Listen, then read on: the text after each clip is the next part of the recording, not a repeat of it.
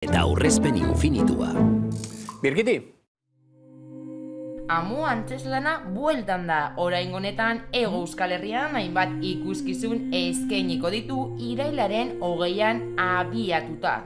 Hiru maitale, baina posiblea da jabetza, ohitura eta hezkuntza alde batera uztea? Nora joan gaitezke maitasunaren izenean? Galderek erantzuna dute amua ikuskizunean.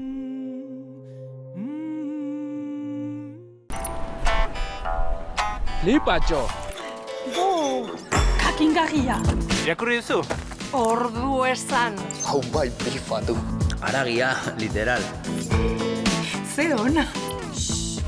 Irizpidea duzulako, giroan zabiltzalako, berria, zuk badakizulako.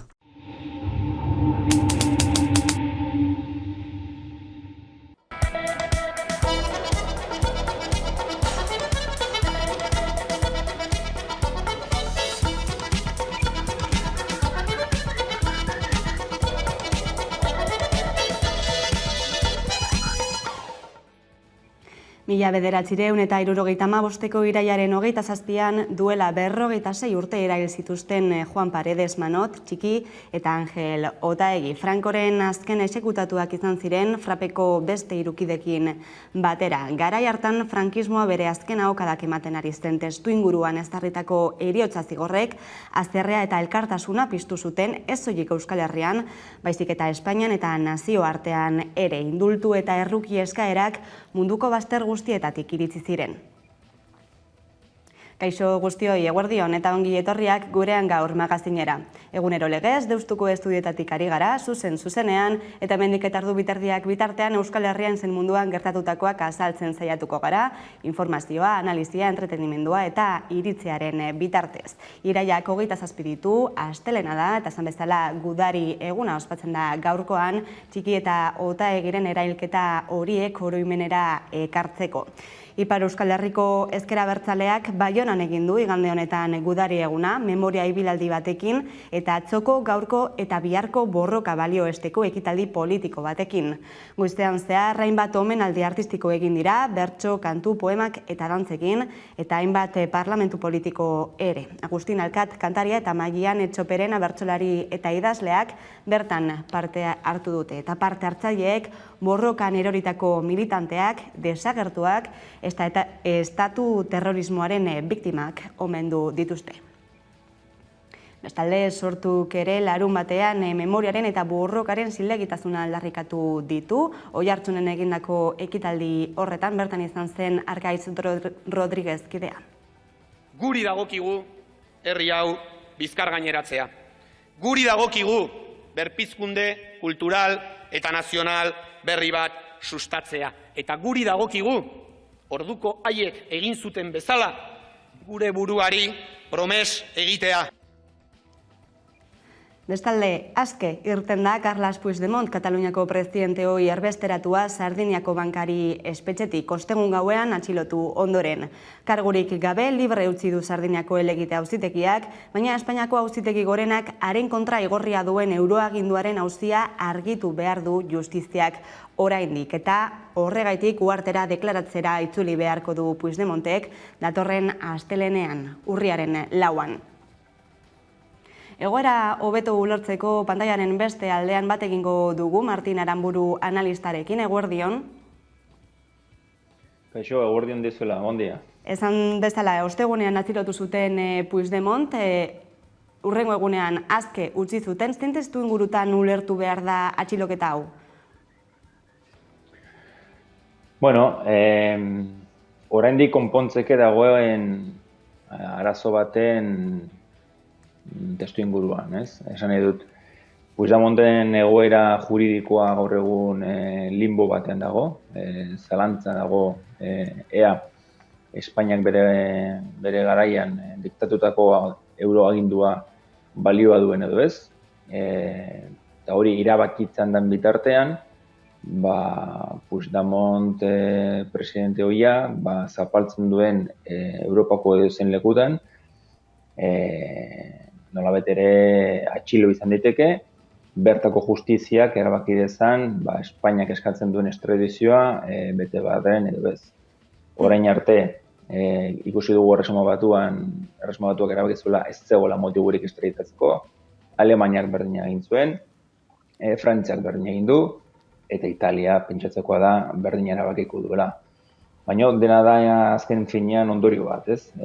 Zerbait erabakitzeke dago, eta zerbait hori da hain zuzen, Carles Puigdemont, Europako Justiziak erabaki behar du azkenean, ote dagoen edo ez, Espainiara estraditatzeko motiborik.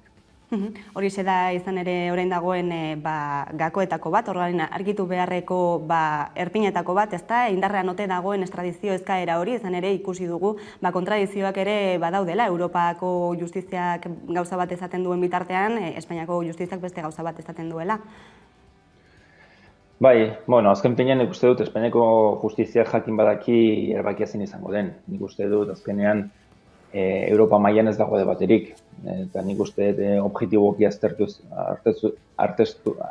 ezkeo, zer erabaki hartu duen Erresuma Batuak, zer erabaki hartu duen Alemaniak, zer erabaki hartu duen Frantziak, zein eta Frantziak, eta pentsatzekoa da zer erabaki hartuko duen Italiak, Europa mailan justizia munduan ez dago Espainiak mai gainean jarri nahi duen debatea, ez?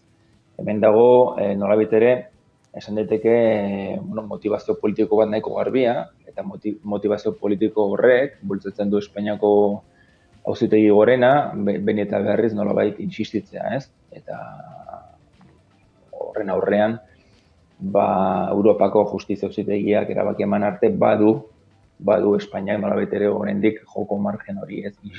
Insistitzeko joko margen hori. Margen hori edo joko hori bukatuko da Europako Auzitegiak bere erabaki irmoa gainean jartzen duenean, ez? Baina bitartean, ez da izan azkeneko italikoa, eta baliteke gertatzea berriz ere beste nunbaiten Carles Puigdemontek erabakitzen baldin badu bertaratzea, ez?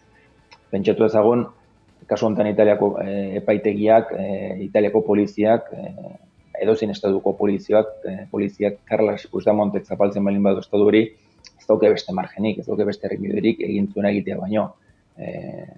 Nolabait ere, atxilotu behar du, edo erretenitu behar du, eta epaile batek erabaki behar du zer egin berekin.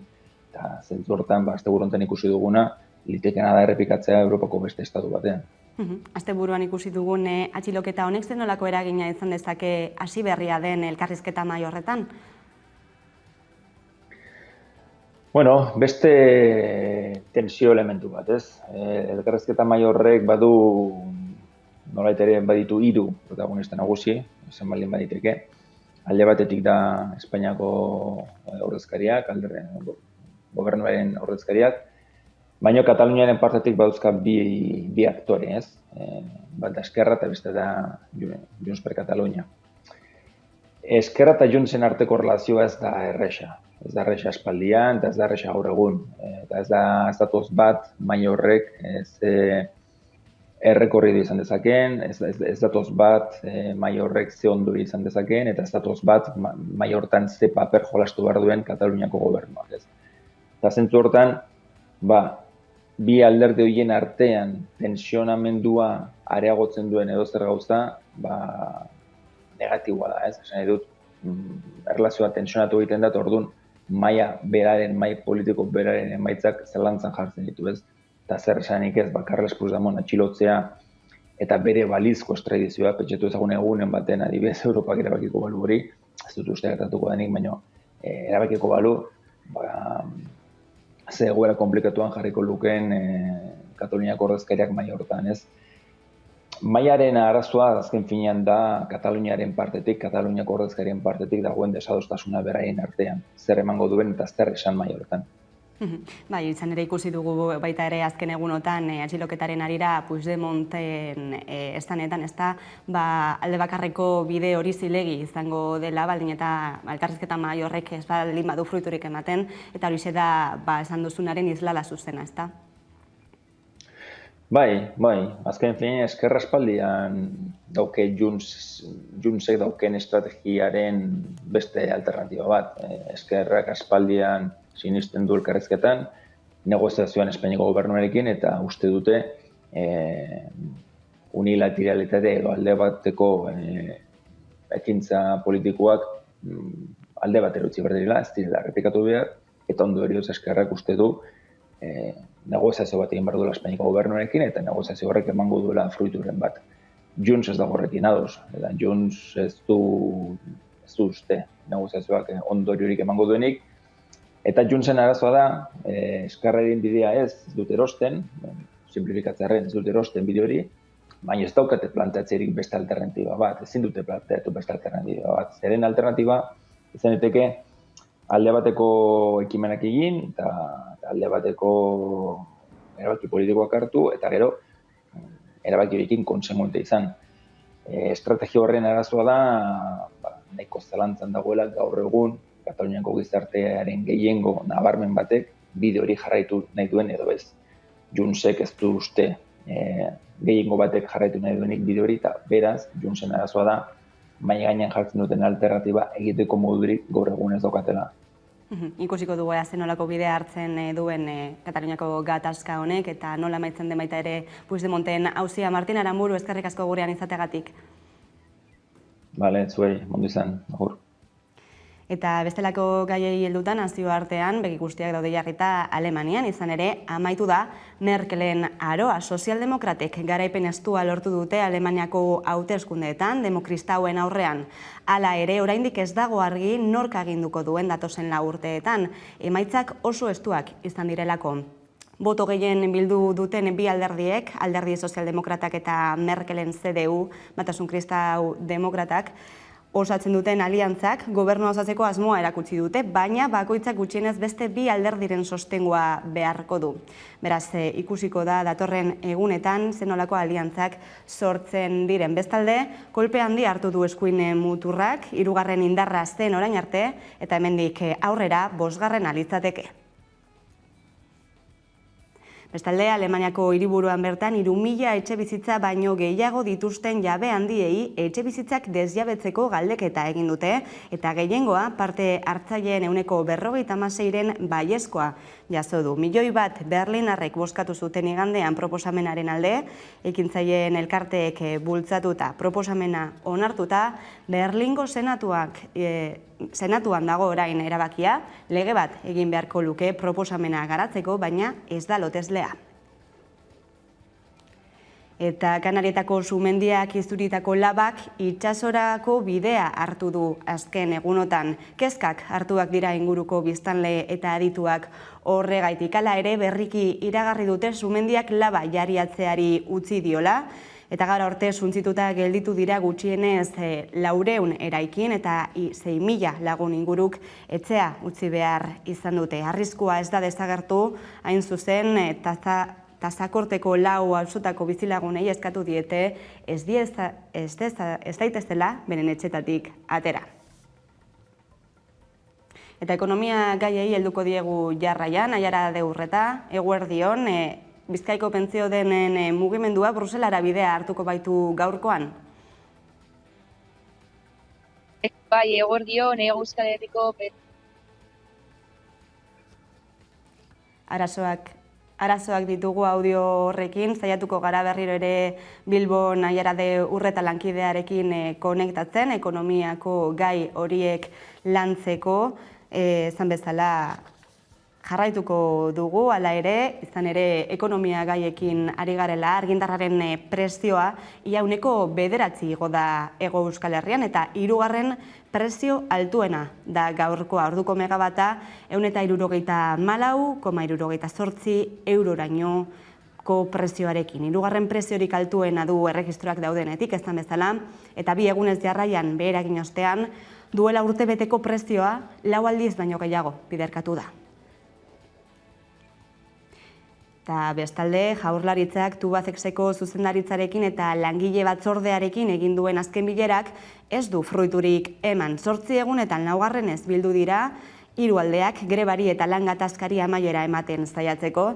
Tubacexeko batzordeak baina errefusatu egin du Eusko Jaurlaritzak gatazka desblokeatzeko egindako proposamena, izan ere, bere ustez, enpresaren prezioei amore eman die, bere planteamendua aldatu duelako, eta 2021 kaleratze behartuak eta doikuntza ekonomikoak egiteko aukera sartu duelako. Aldiz, gatazkari amaiera emateko akordioa lortu ez izana deituratu du Tubacexeko zuzendaritzak, eta enpresak Eusko Jaurlaritzaren proposamena onartu duela erantzi du.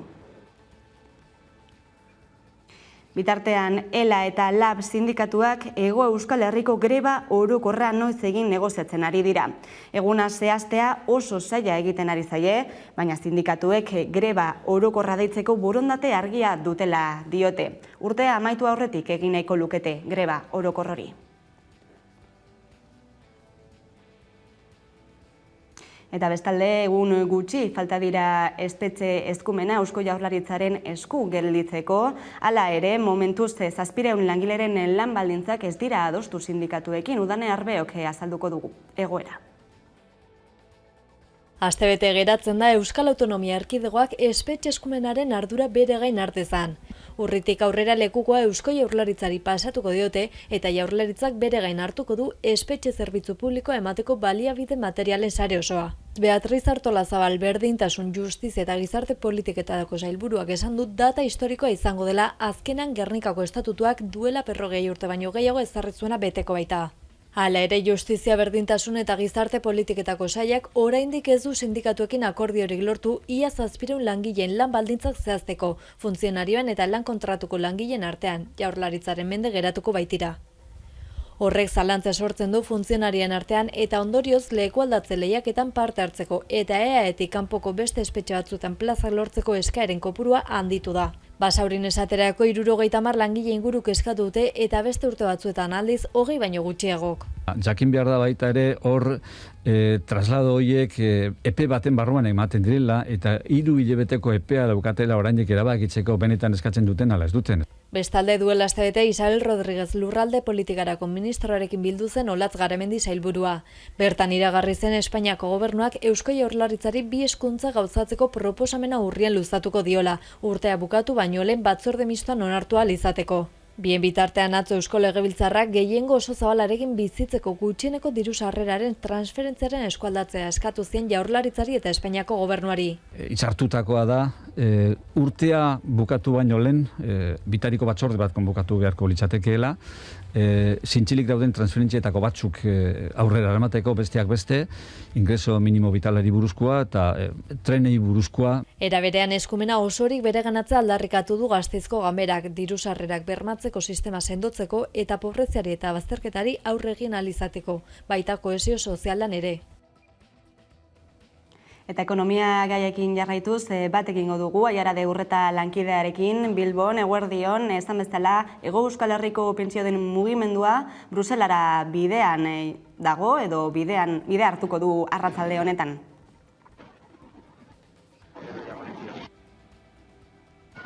Bai, horrela da, Hego Euskal Herriko pentsioen mugimendua Bruselarantza abiatuko da gaur arratsaldez autobusez. Hala, Gaztela Leongo, Andaluziako eta beste herrietako pentsioen mugimenduko plataformak ere bidelagun izango dituzte. Asteleheno legez, pentsiodunek Bilbon elkarretaratzea egin dute, baina gaurkoan Bruselara joango direnak ere batu zaizkie protestara. 16 orduko bidaia egingo dute eta bereziki gogorra izan arren bai ekonomikoki, bai fizikoki, Jon Fanok, Bizkaiko pentsioen mugimenduko kideak, azaldu du funtsezkoa iruditu zaiela Europako parlamentariekin biltzea. Salatzeko, han parlamentuaren gehiengoa onartzen ari da pentsioen inguruan. Hau da, alde batetik errealitatean planteatzen dutena da pentsio publikoa malgutzea eta beste aldetik bultzatzea pentsio pribatuen plana. Horrez gain, Fanok gogoratu du adinekoen nazioarteko egunean, ostiralean, urriaren batean, mobilizazioa egingo dutela, adinekoen eskubideak urratzen direla salatzeko. Bestalde, Aiara, baita ere ITP enpresari dagokionean, gaurkoan egun erabakigarria salmentari dagokionez. Bai, horrela da, gaur amaituko da ITP enpresaren salmenta negoziatzeko epea. Roy Roixonek Euskal Jatorriko hegazkin turbina enpresa saltzeko asmotan dabil Bain Kapital Funtsari 1.600 milioi euroren truke. Amerikako estatu batuetako funtsak eskaintzan Espainiako inbertitzaile batzuk sartu zituen ala nola JB Capital, Sidenor eta Sener enpresak. Baina ITP Euskal Adarraren erosketan diruz babestuko lukeen funtsak eta gobernuek, hau da Eusko Jaurlaritzak eta Espainiako gobernuak, irailaren 27 arteko muga jarri dute negoziaketa amaitzeko. ITPren salmenta operazioak Espainiako gobernuaren oniritzia behar du eta Pedro Sánchezen gobernuak jakinarazi zuen argi zeukala ez zuela hegazkintzako motorren fabrikatzailea atzerreko funts baten esku soilik utzi nahi. Asmoa da kapitalaren 30% inguru Espainiako bazkidei ematea. Lakuak bere partetik iragarri du ITPren proiektu berriari diru publikoarekin eutsiko diola, baldin eta enpleguaren zatirik handiena babesten baditu eta Euskadin errotuta jarraitzen badu. Horrela, Bain Funtsak konpromisua hartu du gune industriala Euskadin mantentzeko, enplegua sortzeko eta industria proiektu bat garatzeko. Hori dela eta Eusko Jaurlaritzak eta Bainek jarrerak hurbildu dituzte ITP Aereo erosteko operazioaren inguruan. Bien bitartean, ITP Aereo PCB-ko langilek kritika zorrotzak egin dizkiete enpresako zuzendaritzari eta Eusko Jaurlaritzari. Horrela, langile batzordeak Rolls-Royceri egotzi dio batetik pandemia erabili nahi izatea turbina konpainia azaltzeko eta bestetik salmentaren ondorio latzak langileen gain usten saiatzea. Eta amaitzeko Aiara, Supersur errepideko obrek soka luzea ekartzen jarraitzen dute. Bai, horrela da, Supersur ez plataformak eskatu du bolintzuko lanak geldiaraztea eta gezurrak esatea leporatu diote Bizkaiko Foru Aldundiari. Hala, plataformak ohartarazi du Bilboko eta Bizkaiko iritzi publikoa azpiegituraren kontra dagoela. Horrez gain, eragin ekologiko handia izango duela azpiegiturak eta oso garestia izango dela salatu du plataformak. Gainera, Aldundiak jakinarazi zuen irailean hasiko zituela bolintzu bide zubiaren obrak, eta Supersures plataformaren iritziz eta beste hainbat talde ekologisten iritziz, obra hori ez da beharrezkoa egungo autobiaren parean eraiki nahi dutelako. Eskerrik asko Aiara de Ur eta ekonomiagai guzti hauei buruz informatzeagatik. Agur. Eta politika gaietan, estoizko alderdi eguna ospatu du Eusko Alderdi Jeltzaleak. 1.300 lagun inguru batu ziren forondan, nagusiki autogobernua izan dute hizpide eta Iñigo Urkullu lehendakariak inoizko aurrekontu handienak iragarri ditu baita ere. Autogobernua izan da buruzagi jeltzaleek ahotan gehien izan duten hitza. Andoni Ortuzar, Euskadi Burubatzarreko presidenteak hala hitz egin du autogobernuaz.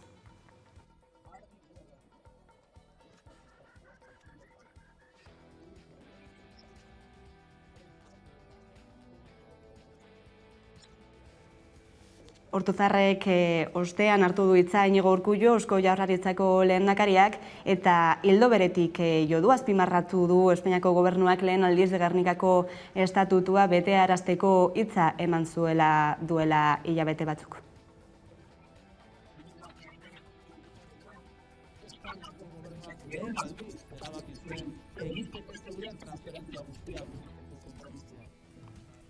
Barkatu, arazoak izan ditugu korte horiekin, jarraituko dugu aurrera, izan ere PSE Euskadiko Ezkerrako idazkari nagusi kargua usteko duela iragarri berritan, Idoia Mendiak adierazi du lasai eta gustura utziko duela bere egitekoa, Euskal Sozialisten buru gisa 14 urteko ibilbidearen ondoren. Eneko Andueza, PSE-ren Gipuzkoako idazkari nagusiak bere hautagaitza iragarri ondoren, Mendiak garbi esan du gai honetan ezin duela neutrala izan eta bere hautagaia Andueza dela. Zaila da beti ez, laburbiltzea 7 urteko ibilbidea, baina esango nuke begirada atzera botatzerakoan lasaitasuna ekartzea euskal politikara, ez? Eta nik uste dut gaur egungo eztabaidak legebiltzarrean eta baita ere irratietan, komunikabideetan beste lasaitasun batez eramaten ditugu, eta nik uste dut hori bai dela alderdi sozialistaren kontribuzio bat euskal politikagintzara. Eta egunean behin lehiaketa edo joko famatua gaur itzuliko da berriro 8. denboraldiari hasiera emango zaio gaurkoan indar berriturik eta zenbait nobedaderekin ere dator lehiaketa. Luistxo Fernandez, Kode Sintaxeko proiektu arduraduna dugu pantailaren beste aldean, eguerdion. Eguerdion. Esan bezala, gaur hasiko da lehiaketa berriro ere, beraz, bada momentuz aplikazio hori mugikorrean oraindik deskargatzeko tartea. Bai, eta lehenengo egunetik parte hartu nahi dutenek, baukate gaur oraindik denbora, baina izatez, gauerditik martxan dago 8. denboraldia, eta momentu honetan ia 16.000 lagunek egin dute euren eguneko partidatxoa. Zer nolako berrikuntzak ekarriko ditu 8. edizio honek? Galdera sorta berriak prestatzen ditugu, denboraldi bakoitzarekin saiatu gara, gaur batzuei tokatu zaizkie halako batzuk, Euskal Udalerrien mugekin eta zerikusi daukatenak, galdera geometriko batzuk ere hor daude, aste honetan eta zabalduko dianak, eta euskararekin zerikusi daukatenak datorren asteetan, eta horrez aparte, Gabonetara begira, abendura begira hobeto esan da, orduan ere izango dugula final bat berriro ere telebistatik zuzenean emango dana, eta orduan aurrekoan pixkat aproba bezala eta pixkat esperimentu bat izan zen, baina horrein zinkatuago horretara begira dago denboraldi hau. Beraz, abendura arte luzatuko da lehiaketa, zen nolako sariak aurten? Babesle nagusia EITB da, beste telebista bat, 11ak barkatuko dit, aipatzea hemen, eta denboraldiko sariak dira telebista bat eta gailu mugikorre gailu batzuk zenbait, hola. Gainerakoan, astez-asteko babesleak daude eta bakoitzak aukeratzen du sariren batzuk, ez? Eta, 11 aste izango dira, babesle nagusiak 2 hartzen ditu lehenengoa, aste honetakoa eta azkenengoa izango dana, eta gero bat tartean, hauetako bakoitzak berak aukeratzen du ze gauza joango diran, baina egongo da, aurreratu ezaket, aste berezi bat, zeinean ez sari bat edo 2 egongo dira, nola irabazleari eta sosketazkoa, baizik eta igual dozena bat sari edo emango ditugu, telefono aurreratu eta euskaratuak, ze horrekin sustapen kanpainatxo bat pentsatzen ari gara. Osondo, gonbidapen horrekin gelituko gara, egunean behin jokatzeko gonbidapen horrekin. Luistxo Fernandez, eskerrik asko gurean izatagatik. Zeuei. Eta kulturarloan, Josu Martinez zinegileak hitzak fikzio laburra sortuko du Baigorrin, geuretik sortuak egitasmoaren barruan sakonean ezagutuko dugu Josu, eta jarraian itzuliko gara eguneko elkarrizketa nagusiarekin, gaurkoan Alberto Alonso PSE Euskadiko Ezkerrako legebiltzarkidearekin, orain arte.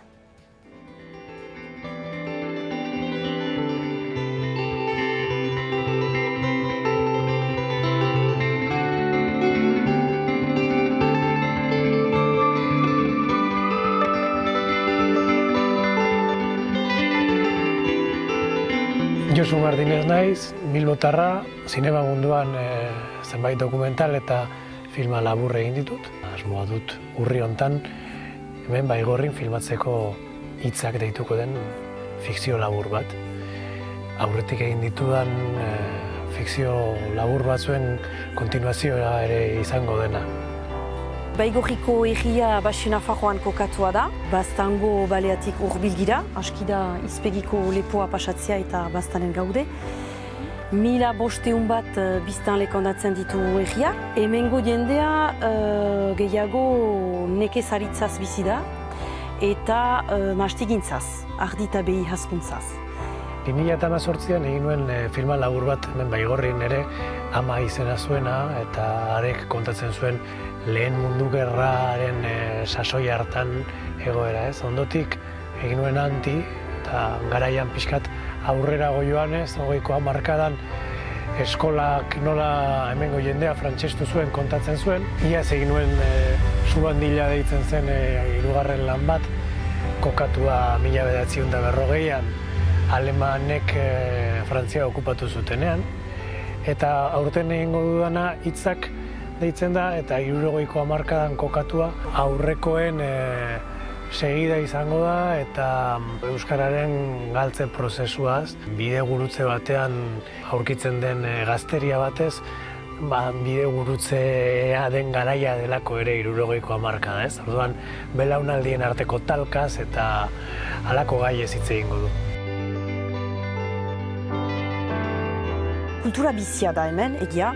Bizia da, bakotsak bizitzen du bere bizipenekin azken finean, berak senditzen duenarekin, bakotsa bere araberekin.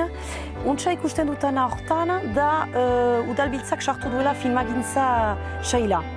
Eta bideo saila, hemen iparaldean, orduan ez dut hegoaldeko errealitatea ezagutzen, baina hemen aski, ez dut eranen ahula, baina merezi duen indarra eman behar zaio bideoguntzari, eta pozik gaude preseski sail hori sartu baita, eta pozik hemen izanen baita olako obra bat, zinemagintzaren inguruan.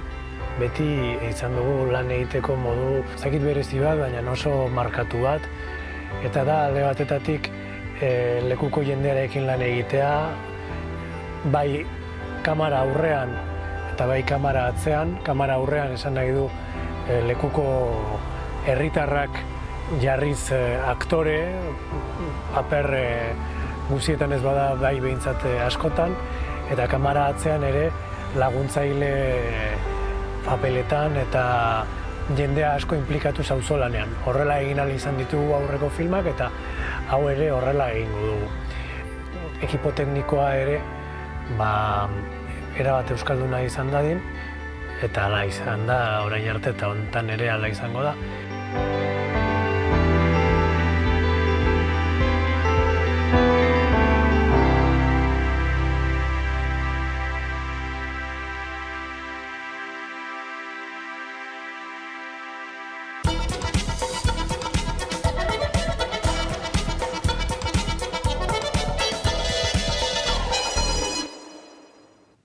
Eta egunero legez, elkarrizketari tartea irekiko diogu, eta horretarako gaurkoan dugu Alberto Alonso, PSE, Euskadiko Ezkerrako legebiltzarkidea. Eguerdion, ongi etorria. Aldaketak etorriko dira aurki alderdi sozialistan, Idoia Mendiak idazkari nagusi izateko hautagaitza ez duela berretzi esan ostean. Eneko Anduezak bai hautagaitzara aurkeztu da, eta baita ere Soraya Morlan, nola ikusten dituzu?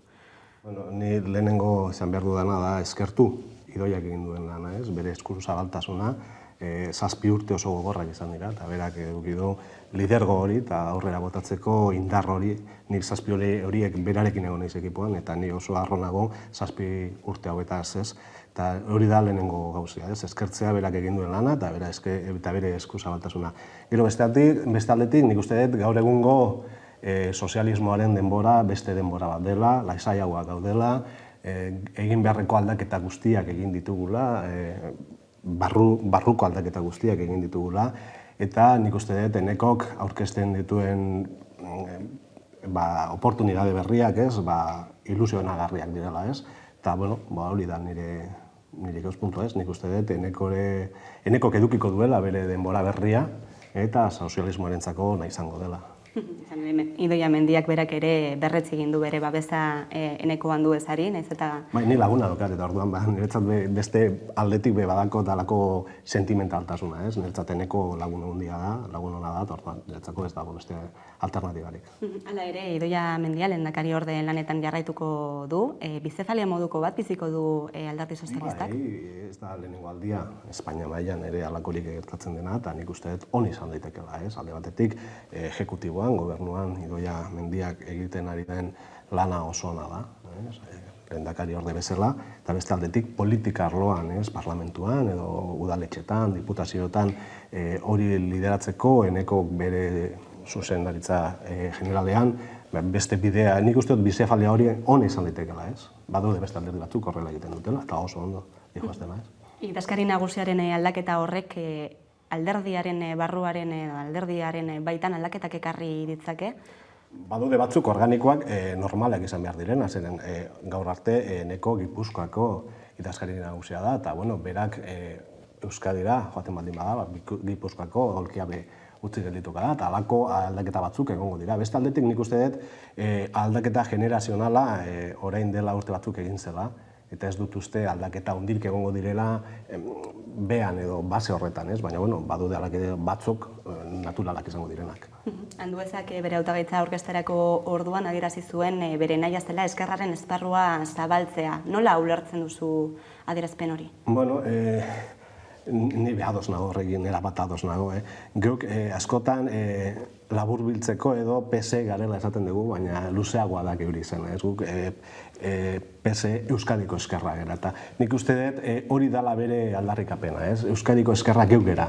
Eta berriro utzune hori betetzea eta arrotasunez betetzea nik uste dut hori dala berak eman duen mezu bat, eta ni berarekin ados nago erabat, Euskadiko esker hori berriro gure ganatzea. Eta ulertu daiteke nola baiteko aliantza berriak ere sortu daitezkela beste alderdi batzuekin edo? Bidean gaude, eta bidea luzea da, eta entzuteko momentuak aiatuko dira, eta beste generazio bat, beste belaunaldi bat gaude mahai gainean edo lanean, eta aiatuko dira, aiatu beharko direnak, baina gaur egun gaudenean gaude. Oraintxe bertan urte politikoa hasi berritan aurrekontuei begira jartzeko ordua zeintzuk dira PSeren lehentasunak? Guk geure programa egin genuenean, eta gero gobernurako dokumentoa edo dokumentoa egin genuenean, 3 ardatz nagusi jarri genuen mahai gainean, eta horiek dira gaur egungo geure lehentasunak alde batetik, krisi sanitarioa, edo COVID-aren inguruan dauden krisi guztiak, krisi soziala, krisi ekonomikoa eta krisi sanitarioa, hori da lehenengo urratsak. Azken urte honetan asko egin da, asko luzatu da, egia da gobernua martxan jarri zenean urte latza geneukala aurretik bagenekien, baina gaur egun ja badirudi irtera ikusten ari garela, hori da geure lehentasuna. Bigarren lehentasuna da berpiste ekonomikoa, berriro ekonomia handitzen, zabaltzen jartzea, hortan bepa gaude eta datuak mahai gainean daude eta ikusteko dira, gaur egun erteak gerota gutxiagoa dira, gerota lanpostu gehiago dira sortzen, eta hirugarren hildo nagusia zera da, berdintasuna. Krisi honetatik ezin gara ezberdin irten, denok irten behar gara, denok eduki behar dugu oportunitate berdinak, eta denok inor ezin da atzean gelditu, eta hori dira geure 3 lehentasun nagusienak. Izan ziren, joan zen urtean, eta dira gaur egun ere. Inoizko inbertsiorik handiena izango dute aurtengo aurrekontuek, tartean Europako funtsak ere. 3 zutabe horiek izango dituzte lehentasuna, beraz ez kasuan. Guretzat bentzet hori da lehentasuna handiena dituen eta gobernu programan behorrela dago jasota. Pandemiari dagokionean, aipatu duzula, eztabaida orokorreko, politika orokorreko eztabaidan, Inigo Urkullu lehendakariak autokritika egin zuen kudaketari dagokionean. Nola baloratzen duzu azken urte eta erdian gertatutako guztia eta nola ikusten duzu orain egoera? Egia da, azken urteetan, azken 2 urte hauetan gertatu dena erabat imprevisible, ez dakit euskaz nola esango zan, baina oso erabat ez genuen espero, eta geure belaunaldia edo azkenengo mende honetan ez da halakorik gertatu bintzat Europan edo geure herrietan, eta orduan horreri erantzun zehatza ematera oso zaila da. Horregatik ez genekien zer nolako pandemia zen, lehenengo urte horretan egon ginen galduta, denok egon ginen, ez bakarrik mundu osoa galduta egon zen. Orduan, hori kontutan edukita erru batzuk edo halako gauza batzuk gaizki egitea, nik uste dut normala izan daitezkeela. Eta autokritika hori kontutan edukitzekoa da, azken finean ejekutiboak edo gobernuak egin behar duna da, ondo gobernatu, eta halako disfuntzio batzuk egoten direnean hori aitortzea, nik uste dut osasungarria dela demokraziarentzat, ez? Eta pandemiaren eraginez, eragin zuzena izan du ekonomian, ikusi ditugu langileak erteetan, eta hainbat langile baita ere pertsiana jaitziz. Orain badirudi esaten dutenaren arabera susperraldi ekonomikoaren aroa dela, edo garaia dela, edo hasi dela, susperraldi hori. Aurrekontuak aipatu ditugu lehenago, nola ikusiko dira? Ze islada izango du herritarrengan aurrekontuetan esparru horretan indartzea? Nik uste dut, importanteena gaur egun lehen esan ditudan 3 ardatz horiek kontutan edukita eta krisi sanitarioa gero eta atzerutz gelditzen den enean nik uste dut gaur egun lehen postuan jarri behar duguna zera da, berpiste ekonomiko hori edo haunditze ekonomiko hori, eta nik uste dut gaur egungo presupuesto horiek kontutan edukita baita ere, diru asko edukiko dugula Euskadin lanpostu politikak edo enpleo politikak egiteko, politika sozialak egiteko. Eta orduan nik uste dut nola islada edo nola reflejatzen diren urrengo urteko presupuestotan, bi ardatz horietan, alde batetik inbertsio handiak eginez, enpleguan, kalitatezko enplegua sortzen, beste aldetik gauza sozialetan, berdintasun horietan, neurri handienak hartzen, inork atzean ez geldi dezan, ez dela geldituz. Urte politikoaren hasieran indarra hartu duen kontzeptuetako bat autogobernua da, estatus berriaren eztabaida hori, Iñigo Urkullu lehendakariak politika orokorreko eztabaida horretan esandakoa, eta behin eta berriro berretsitakoa zein da PSeren jarrera honen aurrean? Bueno, ni ez dut gura errepikatzea berriro, baina autogobernua ez dago hiru ardatz horien artean, ez? Egia da, Iñigo Urkullu PNV-ko afiliatu bat da, lehendakaria baita, eta badauka bere diskurtso hori, baina guretzat behintzat ez da inolako lehentasunezko gai bat, ez? Egia da, eztabaida zabaltzen baldin bada parlamentuan edo esparru politikoan gu eztabaidatuko dugu, eta badaukagu gero ikuspuntua, baina uste duguna da, enkestak, analizi danak esaten dutena da, gaurko gizarteak ez duela hori lehentasun moduan edo ez daukala hori premiazko problema baten bezala, ez? Orduan guretzat lehentasunak dira, eta gauza horiek badaude hor, eztabaidatu baldin badira, eztabaidatuko dira, baina ez dira guretzat erabat lehentasunezkoak. Eta erabakitzeko eskubidea barne biltzen baldin badu estatus berri horren eztabaidak, zenolako? Gure ikuspuntuan nik uste dut argi eta garbi dagoela, eta urte asko daramatzagula honekin, guk uste dugu estatus berri bat, autogobernu eztabaida edozein eztabaidak lehenengo edo premiazko kondizio bat behar duela, eta zera da, lege barnean egotea. Eta hori da geuk defendatuko duguna, eta autodeterminazioa edo erabatzekitzeko derecho hori ez dago legearen barnean. Eta guk esaten duguna da jokoaren reglak oso garbi daudela, eta bertan jokatu beharko degula. Eusko Jaurlaritzatik behin eta berriro esaten da adostasun zabala bilatzen ari direla, beraz, zein puntutan galdituko litzateke eztabaida? Bueno, fanzan oindala aurreneko legislazioan egin genuen lan bat, egon genuen lanean, eta topatu genuen adostasun batzuk, adostasun sankon batzuk, gauza sozialetan adibidez, eta baita desadostasun batzuk, segi dezagun adostasunaren bidetik, segi dezagun lan egiten gauza sozialen bideko bide horretatik, eta utzi dezagun beste baterako, edo lehentasunik, inoiz lehentasun bat baldin bada, utzi dezagun beste eztabaidak beste lekuan. Nik askotan esaten dut parlamentuan, ez? Hartu dezagun berdintzen gaituena, eta utzi dezagun beste baterako ezberdintzen gaituena, ez? Badaude adostasunerako bideak, jarritu dezagun horiek.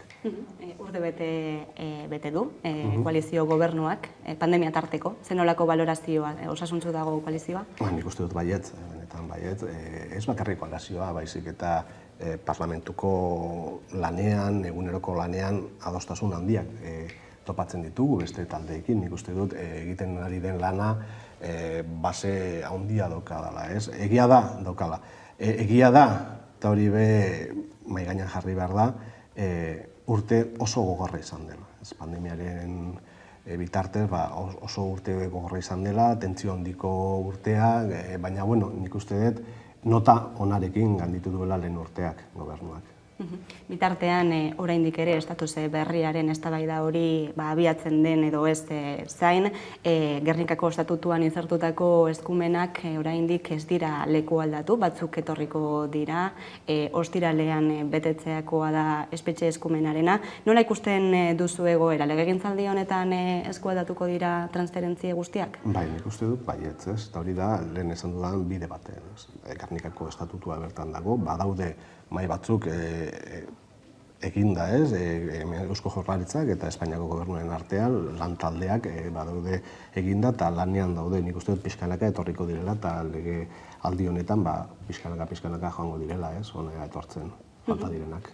Beste transferentziatako bat da bizitzeko gutxieneko diru sarrerena, urriaren amaierarako iragarrita dagoena. Zenolako aldaketak ekarriko luke? Bueno, nik uste dut hori oso enkaje zaila daukala, ez? Gu badaukagu geure RGI hori, eta orduan enkaje hori landu egin beharko da, mai hori jarriko da lanean, eta eztabaidatzen ez nolako enkaje horri, baina, nik uste dut geuretzat badaukala bere benefizio bat, ez? Eta, liberatu egiten du diru bat, ez? Geure politika sozialak aurrera ateratzeko, baina, ondiokan lanean daude, eta nik uste dut lan hori bukatu arte ikusi beharko dugula, ez?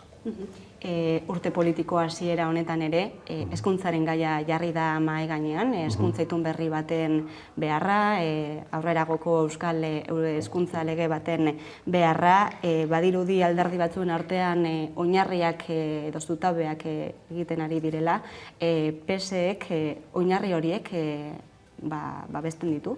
Bai, guk herri honetan Euskadin egin diren hezkuntza lege guztietan parte izan gara, orain dela 28 urte, Fernando Buesa lehendakari orde zenean lehenengo legeak atera ziren, eta guretzat egia da azkenengo 28 urte hauetan gauza asko gertatu direla, eta lehengo hezkuntza hori gaur egun berriztu egin behar dela. Baina beste aldetik egia da gauzatzuk argi egon behar direla, lehenengo gauza argi egon behar dena zela da, erdian dagona politika honetan edo lege honetan, erdia zer izan behar da ikaslea. Ez euskera eta ezer, baizik eta ikaslea. Eta beste aldetik egia da gaur egungo trebetasun berriak irakatsi behar direla eta ikasleak ikasi egin beharko dutela, mundu aldakor batean gaudelako. Eta trebetasun horiek dira lehentasunak, ez bakarrik hizkuntza, ez beste danak dira blokeozean eta egia da aldaketa egin beharko dela, baina guzti hori kontutan edukita eta ikaslea ardatz zentrala dela kontutan edukita ere. Bestalde, euskararekin lotutako bi berri komentatu behar ditugu, Espainiako gobernutik datozenak. Alde batetik PSOEk baztertu egin duela hizkuntzak ofizialen erabilera kongresuan, eta bestalde ikusentzunezko lege proposamen hori hizkuntza ofizial batzuk bazterrean uzten dituenak. Egia da, alde batetik hizkuntzaren munduan ere asko daukagula egiteko. Egia da baita, orain dela 3-4 egun nintzen euskaltzale batzukin hitz egiten, eta asko egin dela, asko aurreratu dugu, komunikabide batzuek asko egin duzue euskara barneratzeko, edo hitz egindako euskara handitzeko, eta gehiago egin beharko dugula. Guk uste dugu, hori ere, bere ardatzean jarri behar dela eta bere lehentasunarekin. Egia da, Madrilen gauzatzuk gertatu izan direla, baina guk hemen beti egon gera, euskararen alde, beti egon gera, lege desberdinetan parte egin dugu, geuk uste dugu jarraitu egin beharko dugula, baina hori ere lehentasun bezala, ez dugu uste lehentasun handiena denik, ez? Badukagu beste batzuk, esan ditut geure 3 ardatz hori nagusienak, eta euskararen munduan jarrituko dugu lanean. Badude, adibidez, iniziatiba batzuk, euskara lan munduan sartzeko, eta tal, eta badule halako gauzak, Jaurlaritzak esan du, egongo dela, diru bat, enpresei laguntzeko, euskalduntze hori prozesu horretan, eta badaude bideak, eta bagaude gauzak egiten. Bestalde, asteburuan gertatutako atxiloketa hori, Puigdemonten atxiloketa horrek arrabosa sortu du, soka luzea ekarri du, eta elkarrizketa mahaiaren testuinguru horretan eman den atxiloketa bat da, ez dakit nola ikusten duzun kolokan jarri dezaken atxiloketa horrek elkarrizketa mahaia? Ez dut uste, nik uste dut, gaur egun, somos mayores esaten dena, gauza desberdinak da, alde batetik pertsona bat justiziarekiko daukan gauzak, eta beste gauza bada prozesu handi bat eta prozesu politiko bat, ez? Orduan, Puigdemont justiziarekiko daukan bere gauzak argitu egin beharko dira, eta argitzen joango dira, eta beste aldetik Katalunia, Espainiarekiko, eta Espainia Kataluniarekiko daukan konversazio behar hori sakondu egin beharko da, eta gauza ezberdinak dira, ezin dugun ahaztu bata bestearekin, zen azkenean punto muerto batera joango gehiela bestela. Nik uste dut, sakabanatu edo desberdindu egin behar direla bi gauzak. Azkenik eskatuko dizute balorazio bat egiteko, zuen homologoa den PSOE Espainiako gobernuan, nola ikusten duzu koalizioa, osasuntzu ikusten duzun, eta legegintzaldia amaitzeko aukerak ikusten dituzu. Nik uste dut baiet, hor indar handiak daure. Egia da, hemen Espainian ere eduki dugula geure krisi sanitario hori, eta oso gogorra izan da, asteburu honetan txiste bezala egon da, medio guztietan, lehenengo krisia, gero orain volkana, eta bueno, ke falta, un ovni. Ez da orduan, egia da oso zaila izan dela, eta lan handia egin dutela, baina beste aldetik nik uste dut bidea ondo markatuta dagoela, badakitela nora joan behar den, ez bakarrik PSOEk, baizik eta berarekin dauden beste talde batzuk, eta horrela ikusi da lege guztietan, nola adostasun handia lortu duten, eta nik uste dut hori oso osasuntsua dela demokraziarentzat, ez bakarrik maioria absoluta horiek edukitzea, baizik eta hitz egitea eta adostea talde guztien artean, eta bide hori marraztuta baldin badago, eta nik uste dut badaukala beste urte bintzat. Alberto Alonso, PC Euskadiko Ezkerrako legebiltzarkidea, eskerrik asko Ameka Telegintzara etortzeagatik. Zuei, eskerrik asko. Eta jarraian itzuliko gara solasaldiarekin gaurkoan Tania Arriaga eta Ramon Barelarekin orain arte. The Golden Shell for the best film goes to Blue Moon by Alina Grigor. Alina Grigoreren Cry No filmak eskuratu du 79. zinemaldiko urrezko maskorra. Errumaniarrak bere aurreneko filmarekin lortu du jaialdiko film onenaren saria, eta beste opera prima batek irabazi du sail ofizialeko bigarren aintzatespen garrantzitsuena. Thea Lindeburg daniarra izan da hain zuzen aurtengo zuzendaririk onena epaimahaiaren ustez, bere lehen lan Du Sommer Himmelen filmarekin. Horiez gain Irwin filmak aipamen berezia jaso du eta kritikoen ustez favoritoa zen Terence Davisen Benedictionek gidoi onenaren saria. Zinemaldiak duela urte batzuk hartutako erabakia da maila goreneko eta ibilbide oparoko zinegileak zuzendari gazteekin biltzea, eta hildo horrek fruituak eman ditu. Hain zuzen, aurtengo epaimahaiburuak berak Deak Ulumbegasbilik iragan urtean lehiatu eta irabazi zuen urrezko maskorra bere aurreneko filmarekin, Dasatzkisi. Antzezleak saritzeko moduan aldaketa egon den urte honetan, emakumezko eta gizonezko aktore onenaren sariak interpretazio onenaren sariak ordezkatu ditu. Lehenengo aldi honetan, exekuo banatzea ebatzi du epaimaiak eta Hoffman Lindahl eta Jessica Chastainek eraman dute interpretazio nagusi onenaren zilarrezko maskorra. Talde interpretazio onenarena aldiz, aktore talde gazte eta zabal batek irabazi du. Jonas Truebaren Quien lo impide filmeko aktore talde osoari eman baitidu epaimaiak. Sail ofizialeko sari eta Zarago ere izan dira aipamenak noski. Euskal Zinemaren Irizar saria Maisabeli eman dio epaimaiak, eta arekin batera Maider Oleagaren Kuart Balei lanari egin diote aipamen berezia. Zuzendari berriak sailean berriz, Lena Lansky errusiarraren Nitzia filmak irabazi du Kutxabank zuzendari berriak saria. Zabaltegi eta Bakalera saria Gaspar Noeren Vortex filmarentzat izan da eta Horizontes Latino saria Tatiana Huezoren Noche de Fuego filmak irabazi du. Bestetik, publikoak erabakitzen dituen sarietan, Celine Sciamma zinemagile frantziarraren Petit Mamanek erdietsi du Donostia hiria saria. Emmanuel Carrere zuzendari frantziarraren Uistrea mentzat izan da Europako film onenaren garaikurra, eta Frank Kranz estatu batuarraren Mas lanari eman diote gazteriaren saria.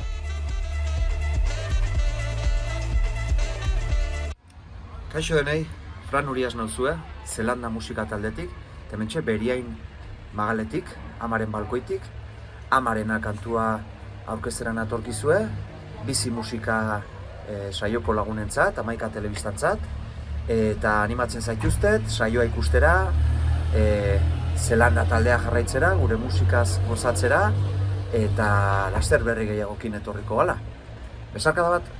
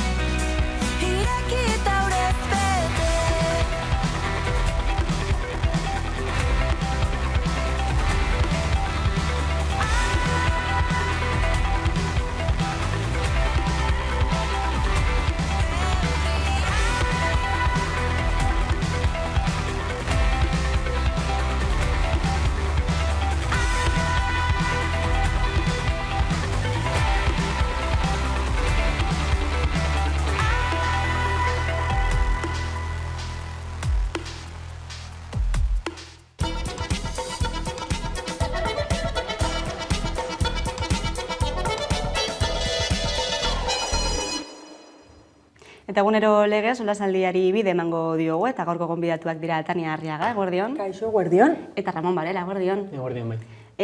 Asteburuko berri bat berreskuratuko dugu solasaldi honetan, eta horixe bera da Puigdemonten atxiloketa, eta, ekarri duen soka luze hori, ez da gaikora pilotzua, komplikatua, esan dugu aurretik, baina baita ere egoera baten edo testuinguru baten isla, ez?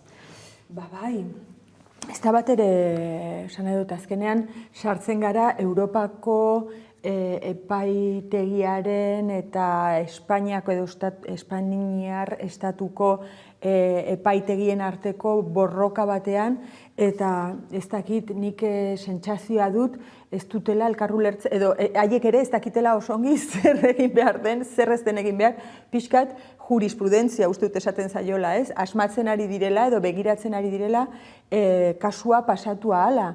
Izan ere, printzipioz, nik hola pixkatxo bat laburtzearren, Puigdemont atxilotu dute immunitatea kendu ziotelakoz, eta immunitatea kendu zioten esan ziotelakoz atxilotzeko arriskurik ez egoela. Hori da, orduan, esaten diote, eta zergatik ez dago atxilotzeko arriskurik, Pablo Llarenak epaileak konsulta bat egiterakoan esan zuen zitzaiola ezer gertatuko, ez da, halako zerbait. Eta orduan, eta hala ere, euroagindua hor dago, eta hala ere atxilotzen dute, eta behar bada honi eske, eta pixka korapilatxua da, behar bada Puigdemontek berriz ere immunitatea eskatu ahal izanen du, bistan dagoelakoz, ez zaiola immunitatea, esan nahi, atxilotu egin dutela. Orduan, ez dakizu oso ongi zer gertatu den, ez da? Edo Puigdemontek eta bere talde juridikoak egoera bultzatu duten, baliteke bultzatu izana immunitatea berriro ere berreskuratzeko, edo zera Pablo Llarena hor da bilela tematua gizon honen atzetik, ez dakit bere errege oiak elefanteak izatzen zituen moduan, ez da, tematua horren bila. Eta ez dakit, ematen du luzean ibiliko garera kontu honekin bueltaka, eta nik beti ere pentsatzen dut ziurrenik Puigdemonten abokatuak Pablo Llarena baino azkarragoak izanen direla.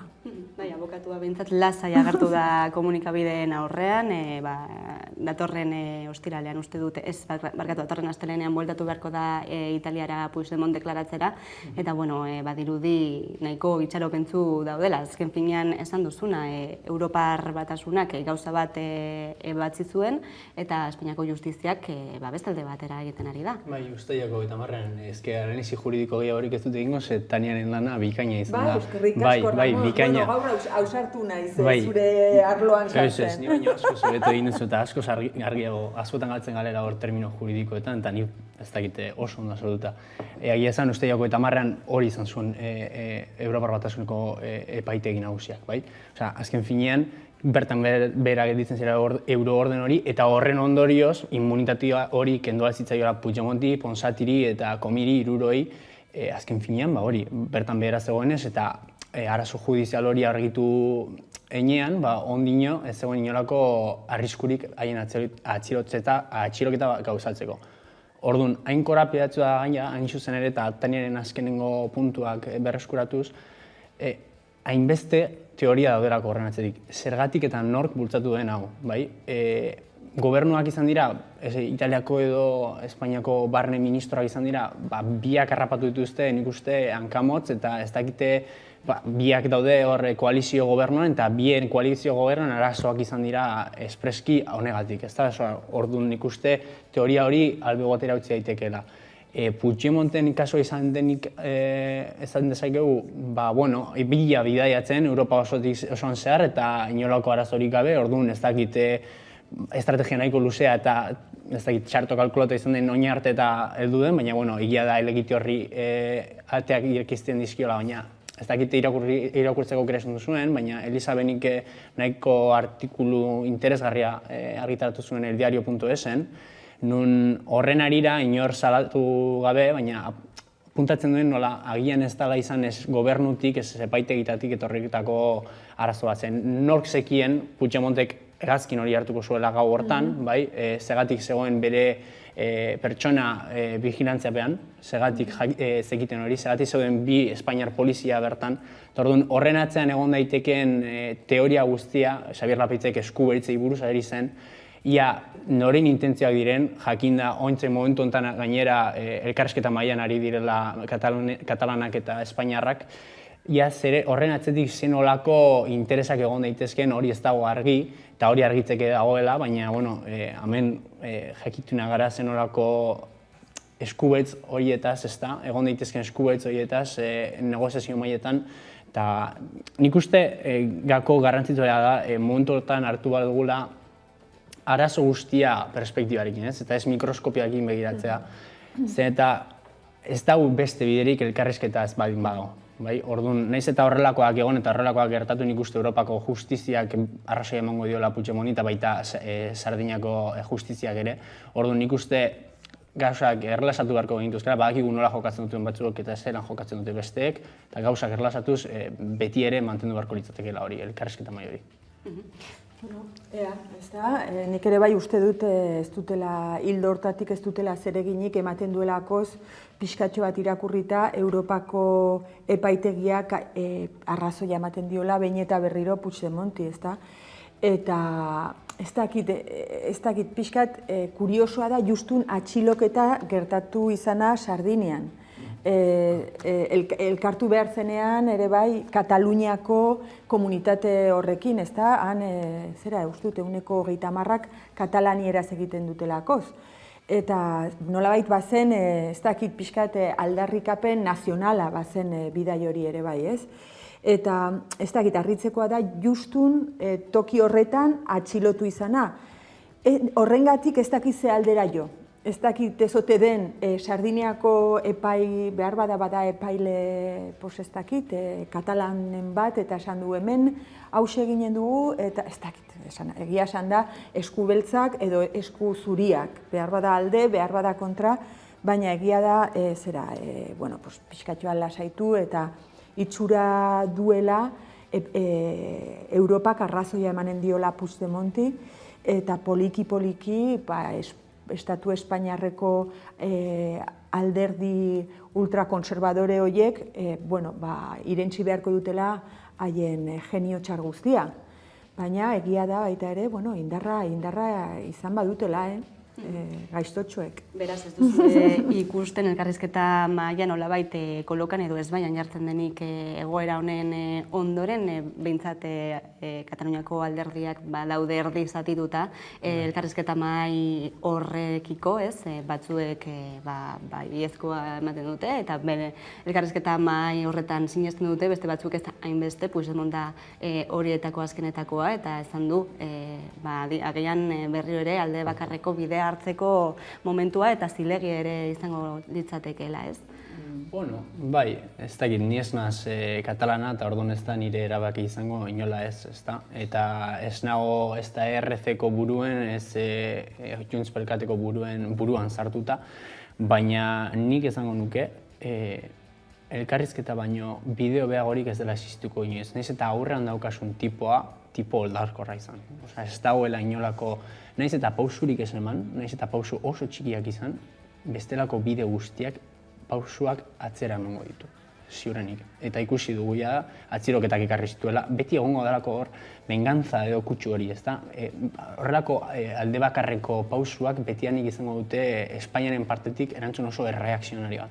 Eta alde nenean naiz eta gaur egun utopikoa izan, nik uste ezinekin ez egin egiten dela, eta pausuak aurrera eman behar direla beti elkarrizketaz. Hori nire gomendioa izango litzateke, baina ez da nire herrialdea eta ez da nirea hitza.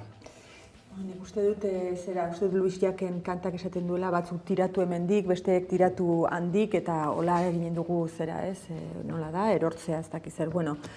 Nik uste ziurrenik bai elkarrizketak eta baita ere Puigdemontek eta egiten duten beste estrategia hori, biek batera lagunduko dutela nunbaitera iristen, ezta? Azkenean agentzia da, indarra da, eta bultzatzen baduzu batzuk hizketan edo elkarrizketa horretan, nik egia esan behar badizut, oso itxaropen gutxi dut horrengan, eta iruditzen zait mugituko direla hemendik eta ara, eta gero buelta beste metro terdi.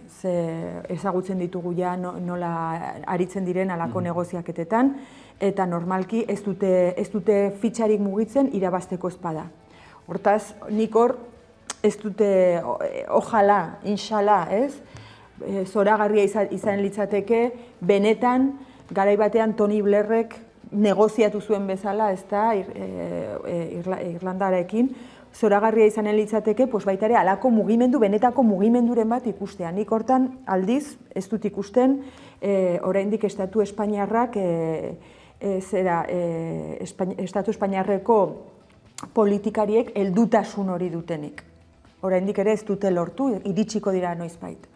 Eta aldiz, bai iruditzen zait, gisa hontako mugimenduak eginez, Puigdemontek eramaten duela gaia Europara, eta Europatik behar bada etorriko zaigu inoiz laguntza pixkatxo bat. Egia esan behar badugu, gutxitan etorri da, baina uste dut Estatu Espainiarreko politikariak baino evoluzionatuagoak direla Europaldean ditugunak. Orduan itxaropenak haien gainarri beharko ditugu, hori da nire ikuspuntua. Hortze utziko dugu Puigdemont eta Kataluniako egoera, ikusiko dugu ze bide hartzen duen, bai elkarrizketa mailak eta bai Puigdemonten atziloketa horrek, eta gaiz aldatuko dugu gaur baita turismoaren nazioarteko eguna, eta horri diraka gonbidatuko zaituztegu turismo ereduaz hitz egiten eta turismoaren garrantziaz edo indarraz hausnartzen baita ere. Zuek nola ikusten duzue, positiboagoa da ala negatiboagoa izan daiteke turismoa? Nik uste paragrafiko dela. Batetik, joan den mendean ez baterako zegoen turismo maila askoz pasuagoa zen, eta ondorioz zeukan inolako garrantzirik eguneroko eztabaidetan, gure gizarte ereduaren eztabaidetan.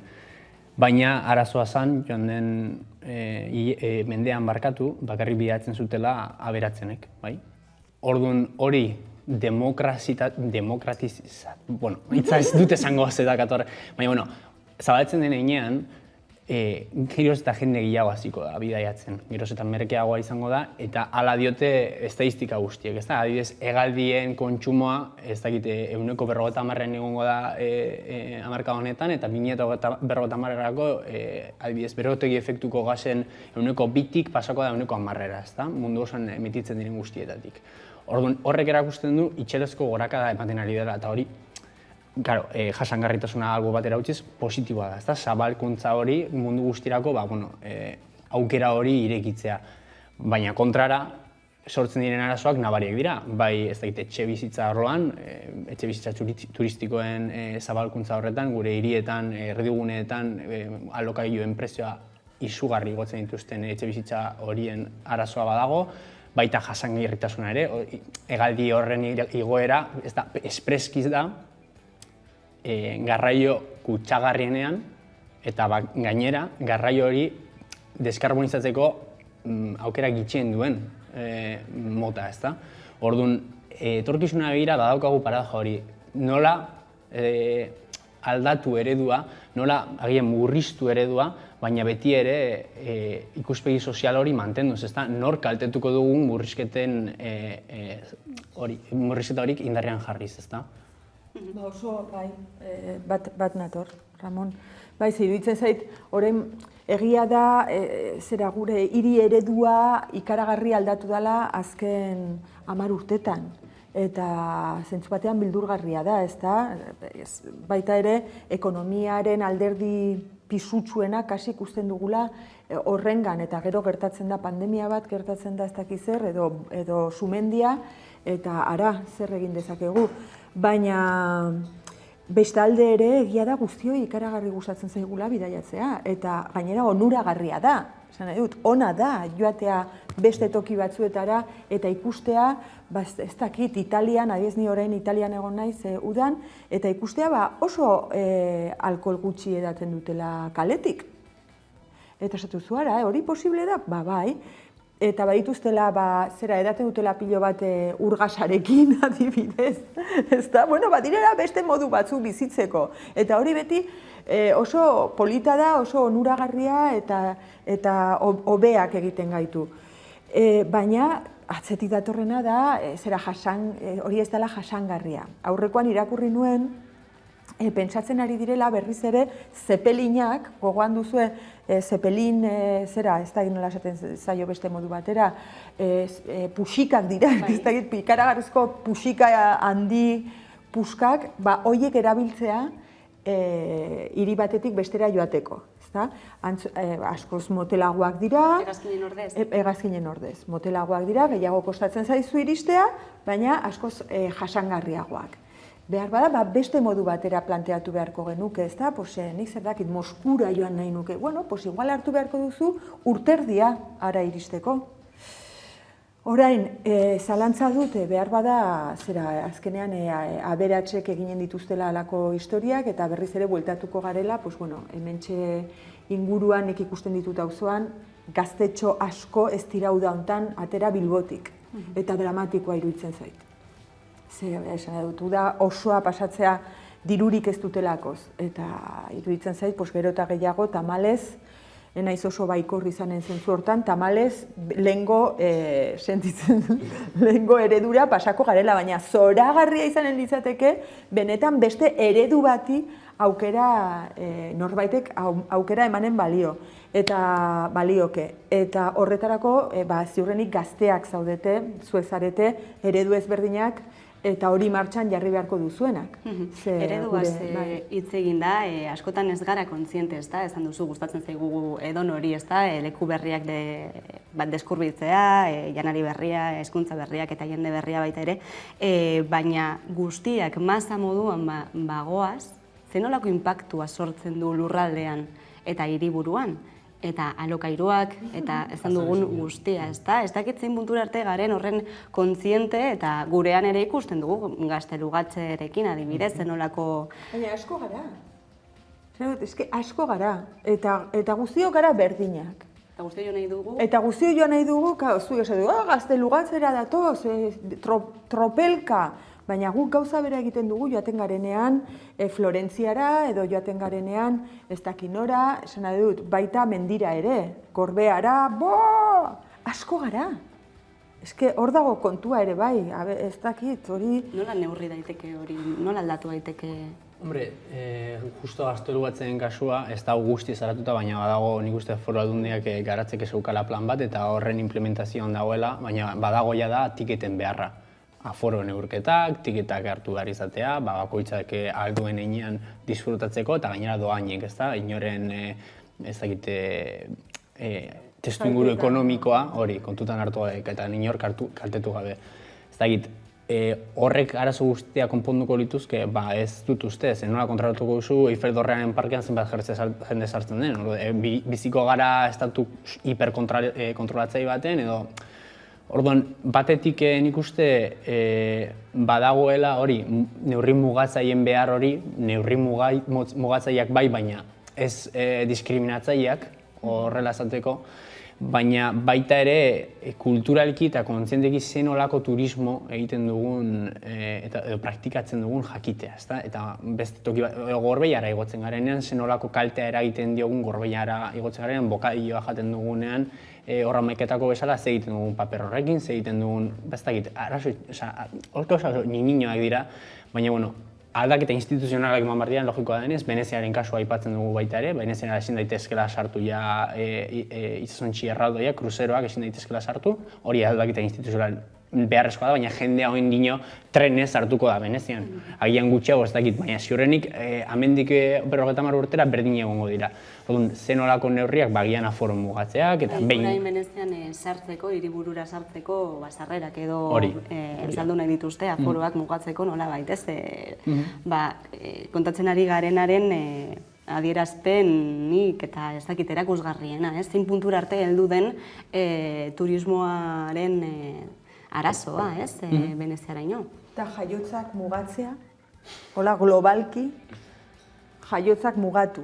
Ez dakit... Ume bat, bi, baina horren beste... Gurean ez dut uste erainik izango lukenik, baina ezate baterako Afrikan ez bakarrik jasangarritasun ikuspuntutik, baizik eta feminismoaren ikuspuntutik, bertan ez dakit antikontzeptiboen garapena, emakumei emandako hezkuntza eta askatasun hori, ume gutxiago izateko askatasun hori edatuko balitz, bai, arazo gutxiago izango genituzke.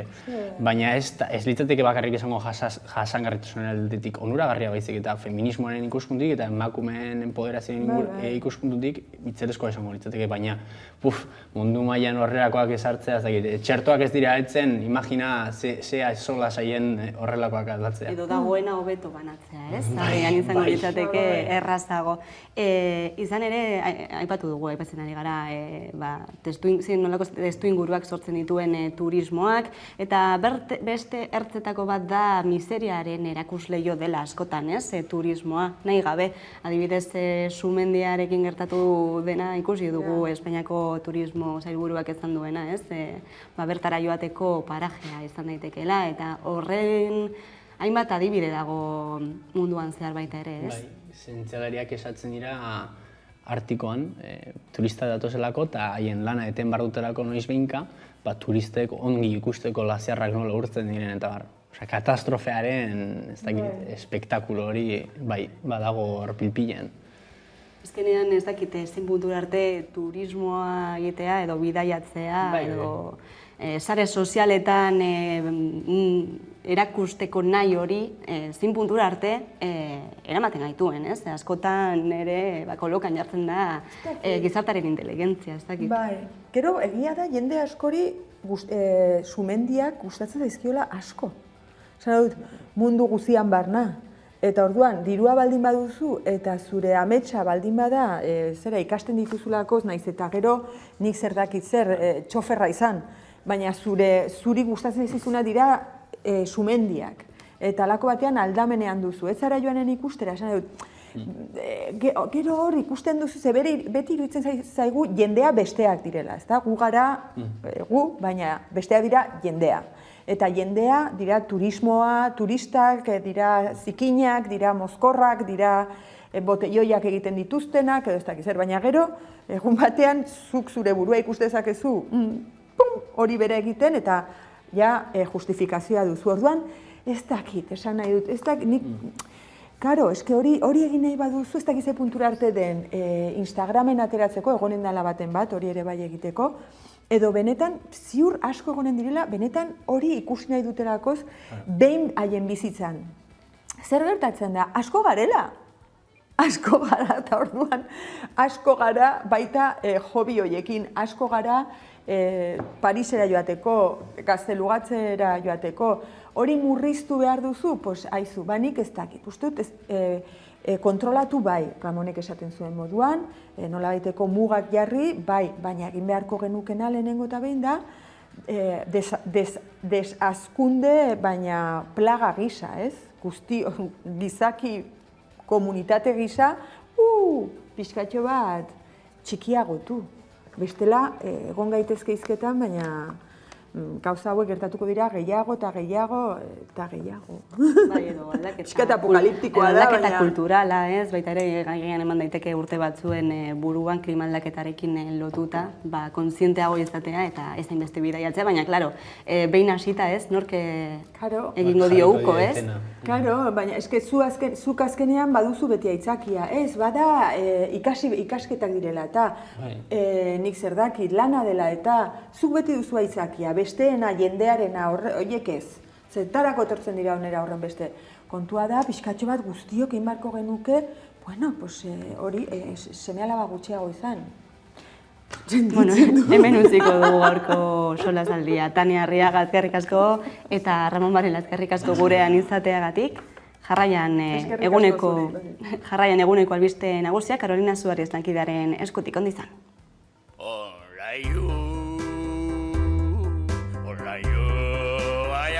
Baian bai online, etxean edo non nahi ikasteko, zeure kaxa ipurdia mugitu gabe.